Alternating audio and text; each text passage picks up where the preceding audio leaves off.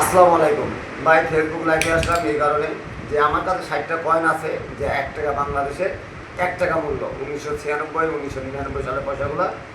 যে বাংলাদেশের মানুষরা এটা গুজব একটা ছড়াই দিচ্ছে যে ভাই এই একটা কয়েন 2 লক্ষ টাকা বিক্রি হয়, কিন্তু আসলে না, এটা ভৌতবাদী ব্যবসা ভাই, এটা ভৌতবাদী ব্যবসা। আমি তাকে বলছিলাম যে আপনার 60টা কয়েন যদি আমার কাছে আপনি বিক্রি করে দিবেন, তাহলে আপনাকে আমি 4 লক্ষ টাকা দিব। সে আমার 4 লক্ষ টাকার প্রতি লোভ না ভাই, সে লোভ হচ্ছে কি জানেন, সে বলতেছে আপনাকে একটা ফর্ম করতে হবে ভাই, ফর্মে 2000 টাকা লাগবে। আরেকজনকে বলছি, সে বলতে 1200 টাকা লাগবে। আরেকজনকে আমি বলছি আরেক দালালকে, সেই দালাল বলতে 400 টাকা লাগবে।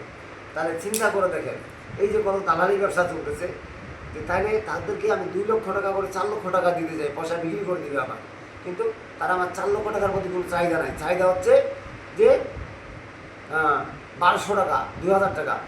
তো ভাই আমি বাংলাদেশের মানুষকে বলতে চাই, আপনারা চিটারির মধ্যে যায় না। বাংলাদেশ সরকারের কাছে এই একটা কয়েন 1 টাকায় মূল্য, এই কয়েনের মূল্য 2 লক্ষ টাকা কখনো না। আর এটা সোনার কয়েনও না, এটা তামার কয়েন বা পিতলের কয়েন, যে কোনো একটা ধাতুর কয়েন, তবে এটা কোনো স্বর্ণের কয়েন না। এটা একটা ভৌতবাদী ব্যবসা চলতেছে, চিটারি ব্যবসা চলতেছে। এই চিটারির কাছ থেকে আপনারা দূরে থাকবেন বাংলাদেশের জনগণ হইয়া। আমরা বাংলাদেশের জনগণ কিন্তু ভাই অনেক নর্মাল, আমরা বুঝি কম, এই জন্য বাঙালিদেরকে ঠকায় বেশি ভাই। এই ঠকানি থেকে আপনার বিরত থাকবেন। আমি এখানে আমার বক্তব্য শেষ করলাম। এই পয়সার ব্যবসাটা চলতেছে একবারে ভণ্ডামি ব্যবসা। রাখলাম। আসসালামু আলাইকুম।